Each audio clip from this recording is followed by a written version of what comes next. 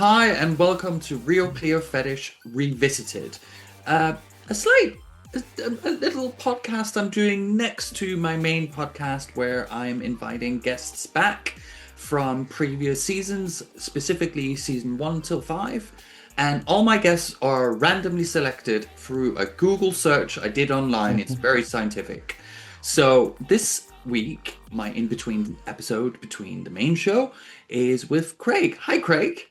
Hey, how you doing? I'm very well, and you? Good, good. It's been really nice. And thank you for doing this. This is amazing. I'm so excited to have guests from previous seasons hmm on to have a little chat. Your episode was on series 3, and you Yep. were the season premiere as well. Yes, I was just re-listening to it this morning. It was weird. We was having big talks about safety around like post-pandemic sort of reintegration, and it that was weird. Yeah, it's yeah, this your episode was filmed on the 21st of September 21. So Mm-hmm. that was just at the tail end of COVID.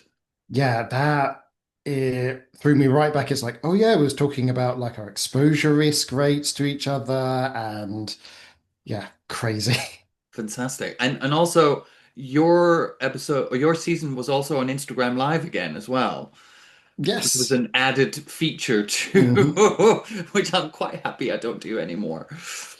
No, no. Instagram can be really finicky, I Oh found. yes. Yeah. Yes. Absolutely, absolutely. So I do 6 standard hmm questions. I hmm do this with every guest, and we'll just see where we go. And the conversation is approximately like 15 minutes long, and then we'll see how we go. hmm Fantastic. One, can you give us a little quick introduction to yourself for people who don't know who you are? Hi. So I'm Boot Black Cub. I go by Craig, but I also now go by Buck as a sort of name I've been shifting into. My pronouns are they and he. And yes, I am a boot black on the London leather scene. I have been boot blacking for since I was 18. And as far as I'm aware, I am one of the two or three oldest active boot blacks in the UK at the minute. But you're not that old. My God. No, no, but the boot black scene in the UK is that young. Is it really? Yeah. Oh Yes, wow. there's this is the thing. When I started out, there was no sort of boot black community to speak of. We'd never had that sort of tradition that sort of the American community had at the time.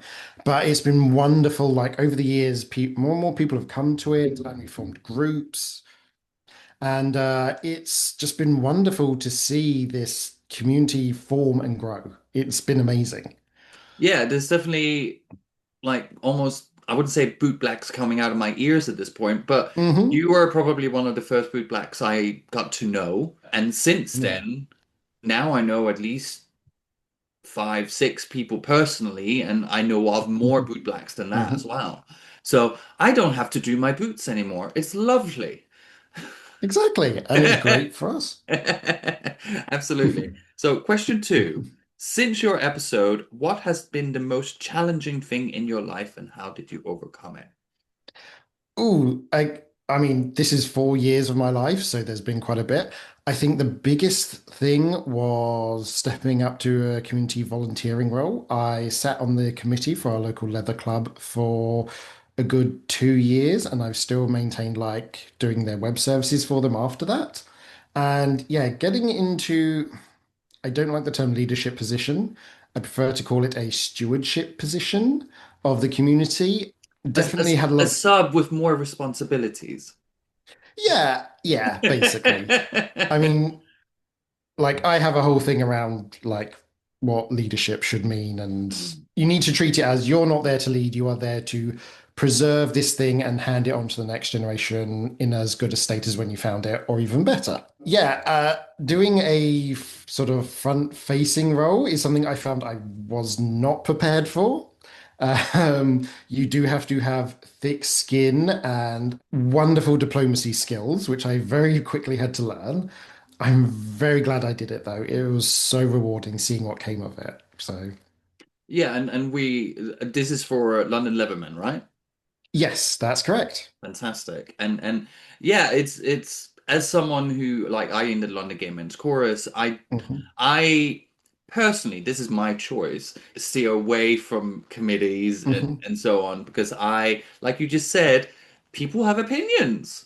And as soon Hmm. as you step into those roles, people have opinions about you and what you say and so on. Even with me having this podcast, but you also know this, people have opinions of that Yeah. as well. Oh yeah, people, and it's also like it's people's version of you. Mm. And I have this thing, I mean, it comes from like being autistic, where it's like I frequently have to over-explain myself because I worry I'm being misinterpreted or like I'm taking things too literally. And it gives me this fear of, no, no, that's not me. That's something else. And But very admirable because I know the committee for mm, London Leatherman, you do a lot of work and you mhm. put your best foots forward, that's for sure.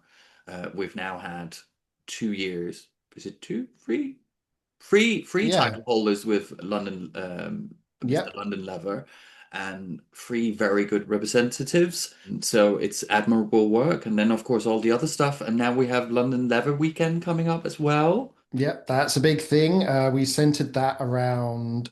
So, London Leathermen have a chosen charity, and their Heart of Leather Weekend is the Leather Care Benefit, which is this huge display of skills and talents from our community. And we do raffles, and it's all to sort of raise money for the club's chosen charity of the year.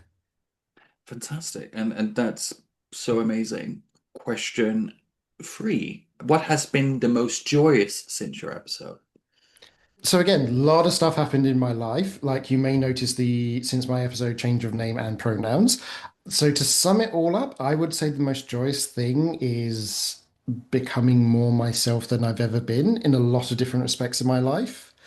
I hear a lot of people say once they enter into their sort of 30s, even though people never stop changing, once you get into your mid 30s, you kind of start to feel set in the core of who you are. Hmm. And I've definitely found that. And knowing and feeling who I am has led to a complete change in the rest of my life. And it's been the most joyous thing by being my more and more my authentic self, the more I can connect with other people authentically and having friends and people around me that just without hesitation accept me has been amazing and yes, the most joyous thing in my life, really. Well, that's amazing. And I think like being authentic to who you are and how you Mhm. want to represent yourself and also having the people in your life that just accept you unconditionally. I think that's really important. Yeah, yeah, that is so important. And yeah, it's something I wish everyone could have. And I it's, yeah. and with I want to say this without me Mhm. sounding horribly rude to you, but I definitely noticed the shift. You Mhm. are when I see you out and about, you seem more smiley, more happy, more Mhm. outgoing. Because I know sometimes in social situations, I'm equally there with you. It can be a challenge, but you seem much Yeah. more. You definitely seem much more centered in yourself, which Oh, is yeah, absolutely lovely to totally. see. Thank you. What do you think we should champion more at the moment? Mostly just sticking up for one another. I mean, obviously things are heating up politically. The pendulum seems to be shifting a little, and a lot of the things we thought with general LGBT and queer rights we thought were settled Hmm. are sort of, coming under threat. They're coming into debate again, and particularly like the vector for that has been through attacks on trans people, first and foremost. And I kind of think we need to close ranks sounds quite negative, but essentially just sort of recognize this is a time where we really need to help one another and stick up for one another. Yeah, it does feel like there is a constant barragement of a certain section of our community is the root of all evil, which is not true. No, It is no. not true. And thank God there are people in higher positions or more famous people who Hmm. are championing trans and non-binary and genderqueer people much more. We just saw, was it Glamour did an award for Not a Phase? And Yeah. I just thought that was fucking amazing. Just in your face, JK. Absolutely. I'm sure that pissed her off. Yeah. Yeah. And it's just joyous. It's just like there are good people out there, and it's just like you don't have to understand everything. Just respect people and their choices and be happy for them. Yeah, respect people, and I would say like the best cure for ignorance is curiosity. Hmm. Stay curious about other people and interested in their experiences, even if it doesn't match your own, and just yeah, let people live their lives and Absolutely. yeah. And I think that's really, really important. It's like live and let live. Oh, definitely. Question 5. What new gear have you poured your love over? So I have a few key pieces. Like my green leather shirt has been with me for years, and I do my best to maintain them. My boots I've had since I was 18, which I try my best to maintain and modified over the years. I think my boots would be the big one. My nice tall boots, I've installed speed hooks in them. I've sort of Speed modified them over the hooks? years.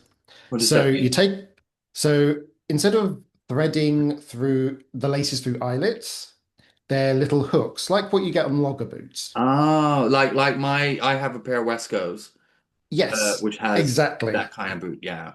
Yes. Mine was a pair of grinders with eyelets, and it was a terrifying process because they are my favorite boots. And you have to take a plier and ply out the eyelets, and then take a press and press in and clamp down the new hooks in their place.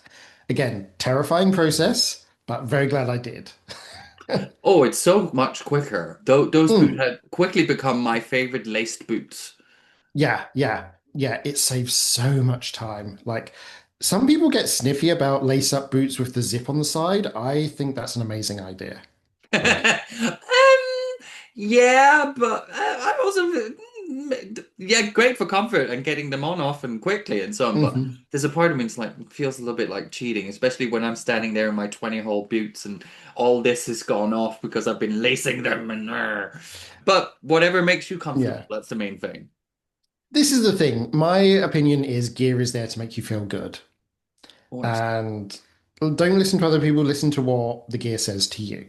oh, I can have my opinions. That doesn't mean you have to listen to me. Absolutely, that's for sure. Any new kinks you have unlocked since your episode? I've been experimenting a lot. I've basically become collared to a wonderful master. And part of our thing is he pushes me to try new things constantly. And as some of you know, I do a lot of hypno play, which also means some things have been installed into me.